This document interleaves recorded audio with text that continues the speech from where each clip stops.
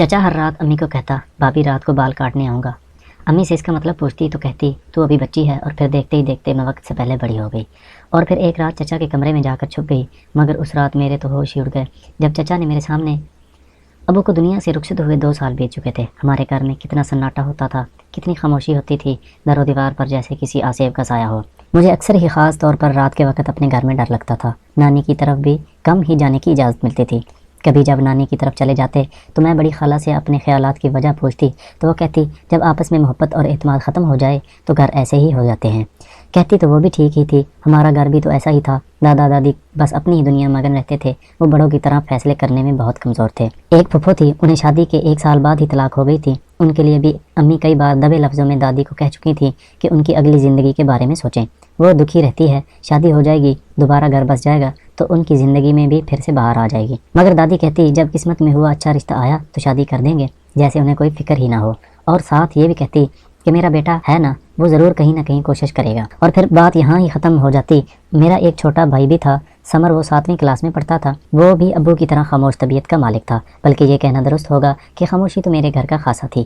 ہاں، اگر آواز کسی کی گونجتی تھی تو چچا کی گونجتی تھی۔ ذرا سی بات پر ڈانٹ ڈپٹ، لڑنا جھگڑنا، اپنی منمانی کرنا، فون پر لمبی لمبی گپ شپ کرنا، کہے لگانا، اور ان کا ہی خاصہ تھا۔ گھر میں کوئی اور ہنسے نہ ہنسے مگر ان کے کہے گونجتے تھے۔ مگر چچا کا رویہ گھر میں کسی کے ساتھ ٹھیک نہیں تھا۔ وہ نہ دادا دادی کی مانتے تھے، نہ ہی کسی اور کی سنتے تھے۔ وہ کرتے جو ان کا دل کرتا۔ چچا عمر میں میرے ابو سے چھوٹے تھے، مگر ان کی بھی ابھی تک شادی نہیں ہوئی۔ کیا معلوم شادی ہو جاتی تو فیملی کی ذمہ داری کی وجہ سے ان کے رویے میں تبدیلی آ جاتی۔ یہ ان دنوں کی بات ہے جب میں 12ویں جماعت میں پڑھتی تھی۔ فطرتاً خاموش طبع اور کیسے نہ ہوتی، خاموشی میرے گھر کا خاصہ تھی۔ مجھے جو چیز آج کل سب سے زیادہ پریشان کرتی تھی وہ میری امی کی ہر وقت کی اداسی اور چچا کا ان کے ساتھ رویہ تھا۔ پچھلے چند ماہ سے ہر مہینے چچا اچانک گھر آتے اور امی کے سر کے بال کاٹ کر لے جاتے۔ امی چیختی چلاتی رہ جاتی، مگر چچا نہ رکتے تھے۔ انہیں روکتا بھی کون، وہ کب کسی کی سنتے تھے۔ میں کالج کی کینٹین میں بیٹھی چائے پی رہی تھی، میری سہیلی بشرا میرے پاس آئی اور ساتھ رکھی چیئر پر بیٹھ گئی۔ بشرا نے کہا ٹائم دیکھا ہے، آخری پیریڈ بھی ختم ہونے والا ہے، تو ابھی تک یہیں بیٹھی ہے؟ یار تیری تو چائے بھی ٹھنڈی ہو گئی، کن سوچوں میں گم ہے؟ جلدی چائے ختم کرو، چھٹی ہونے والی ہے۔ تو چائے ویسے بھی ٹھنڈی ہو چکی تھی، میں نے ایک ہی گھونٹ میں ساری چائے پی لی اور یہ کہتے ہوئے کھڑی ہو گئی چل چلیں۔ بشرا بھی اپنا بیگ لے کر کھڑی ہو گئی، ہم کینٹین سے باہر کی طرف چل پڑے۔ بشرا نے کہا تجھے کیا ہوا ہے؟ میں نے کہا مجھے کیا ہونا ہے، کچھ بھی تو نہیں ہوا۔ اتنے میں کالج کی بیل بجی، چھٹی ہو گئی۔ بشرا میرے محلے کی تھی، ہم دونوں ایک ہی وین میں گھر آتے تھے۔ میں کالج سے گھر پہنچی، دروازہ کھلا تھا، اندر آئی تو ایسے لگ رہا تھا کہ گھر میں کوئی نہیں۔ سمر بھی ابھی سکول سے نہیں آیا تھا۔ امی کے کمرے سے ہلکی سی آواز آئی، میں امی کے کمرے کی طرف چل پڑی۔ امی چلائیں بس کر عباس، اتنا ظلم مت کر، خدا کی لاٹھی بڑی بے آواز ہے۔ میں نے بیگ ڈائننگ ٹیبل پر پھینکا، امی کے کمرے کی طرف بھاگ پڑی۔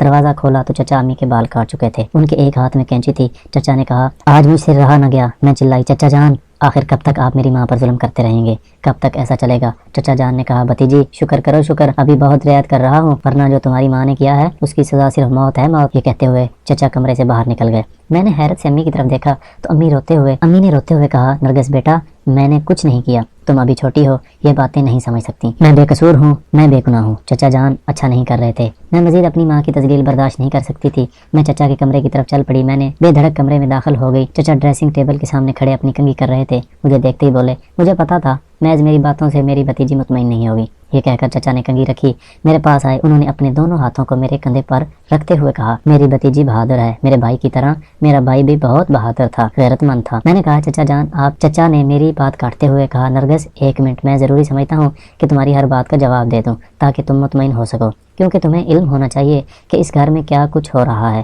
یہ کہہ کر چچا الماری کی طرف بڑھے، الماری سے ایک چھوٹا بیگ نکالا، وہ بیگ لے کر بیڈ پر بیٹھ گئے۔ چچا نے بیگ کے اندر سے ایک لفافہ نکالا، اس میں سے کچھ تصویریں تھیں، وہ تصویریں میری طرف بڑھاتے ہوئے بولے یہ دیکھ لو، مجھے امید ہے آج کے بعد تم مجھ سے کوئی گلہ نہیں کرو گی۔ میں تصویریں دیکھتی گئی اور میرے پیروں تلے زمین نکلتی گئی۔ میں بیڈ سے کھڑی ہو گئی، میری آنکھوں کو یقین نہیں آ رہا تھا کہ ابھی میں تصویریں ہی دیکھ رہی تھی کہ امی کمرے میں داخل ہوئیں۔ امی نے تصویریں میرے ہاتھ سے چھین کر بیڈ پر پھینک دیں اور میرا بازو پکڑ کر مجھے کھینچنے لگی اور بولی نرگس تم کچھ نہیں جانتی، کچھ نہیں سمجھتی، چلو یہاں سے، اور میں دوبارہ تمہیں اس کمرے میں نہیں دیکھنا چاہتی۔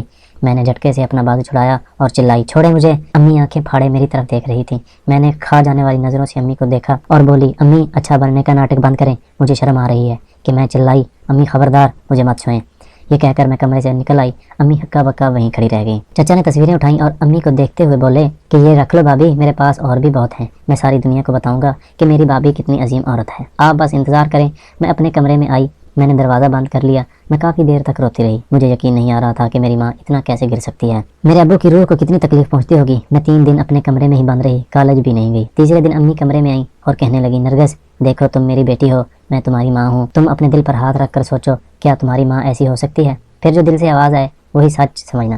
اور بیٹا، انصاف ایسے نہیں کیا جاتا، انصاف تب ہوتا ہے جب دونوں فریقین کی باتوں کو یکساں اہمیت دے کر کسی نتیجے پر پہنچا جائے۔ اب میرا انصاف میری بیٹی کے ہاتھ میں ہے۔ کئی دن اسی کشمکش میں گزر گئے۔ مجھے خود ساری رات نیند نہ آتی، یا 2 گھنٹے کے لیے نیند آتی تو باقی رات جاگتے جاگتے گزر جاتی۔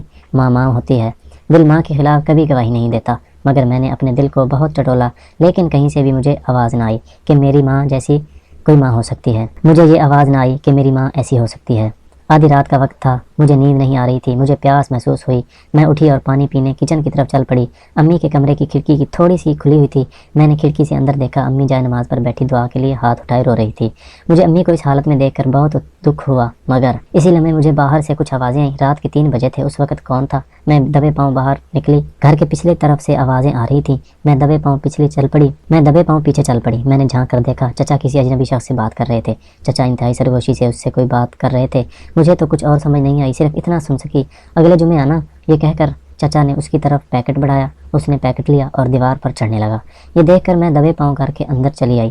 چچا جان کے قدموں کی آہٹ سن کر میں ڈائننگ روم میں صوفے کے پیچھے چھپ گئی۔ چچا اندر آئے اور اپنے کمرے میں چلے گئے۔ میں بھی صوفے کے پیچھے اٹھی اور اپنے کمرے میں چلی آئی۔ میں نے دروازے کو لاک کیا اور اپنے کمرے کی کھڑکی کھول لی اور باہر کی طرف دیکھنے لگی۔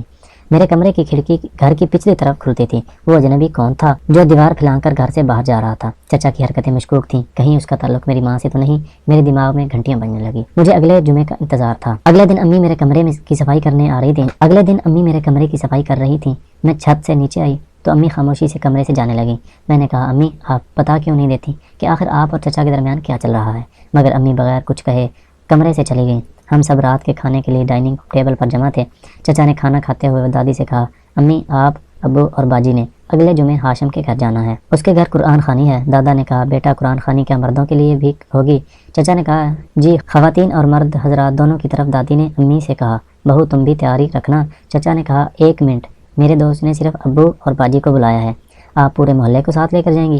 دادی نے کہا، بیٹا میں محلے کو لے کر تو نہیں جا رہی، بہو کو ہی لے کر جا رہی ہوں۔ چچا نے کہا، امی صرف آپ ابو اور باجی کو بلایا ہے، آپ نہیں جانا چاہتی تو ٹھیک ہے، میں انہیں منع کر دیتا ہوں۔ دادا نے کہا، ٹھیک ہے بیٹا، ہاشم اچھا لڑکا ہے، ہم چلے جائیں گے۔ اگلے جمعے میں کالج نہ گئی، دل میں عجیب وسوسے آ رہے تھے۔ جمعے کے بعد دادا دادی قرآن خوانی کے لیے چلے گئے۔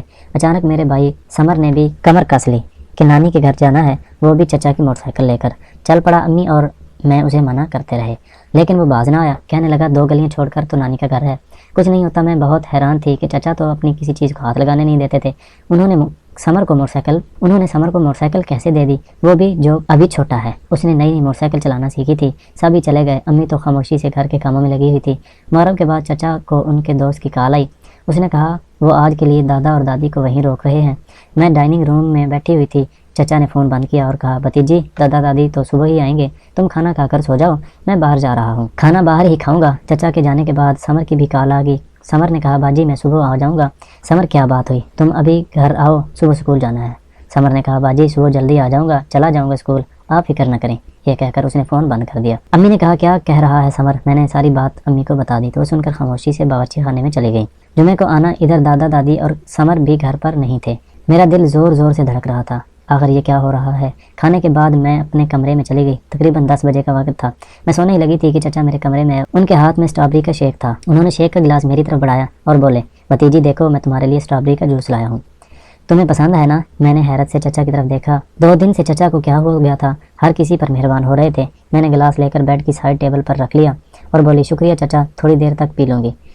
چچا نے کہا، میرے سامنے پیو بھتیجی اور بتاؤ تمہیں کیسا لگا۔ میں نے کہا، چچا ابھی میں نے 2 گلاس پانی پی لیا ہے، اس لیے شیک پینے کا مزہ نہیں آئے گا، تھوڑی دیر تک آپ آئیں تو میرا گلاس آپ کو خالی ملے گا۔ چچا مسکرائے اور بولے، اچھا تو یہ بات ہے۔ پھر میرے سر پر ہاتھ رکھتے ہوئے بولے، جیتی رہو، میں چلتا ہوں، شیک ضرور پی لینا۔ میں نے کہا ہاں، میں سر ہلا دیا۔ چچا کمرے سے چلے گئے۔ میں اٹھی، گلاس لیا اور اٹیچ باتھ روم میں چلی گئی۔ میں نے سارا شیک سنک میں ڈال دیا اور گلاس واپس ٹیبل پر رکھ دیا۔ مجھے چچا کی حرکتیں بہت مشکوک لگ رہی تھیں۔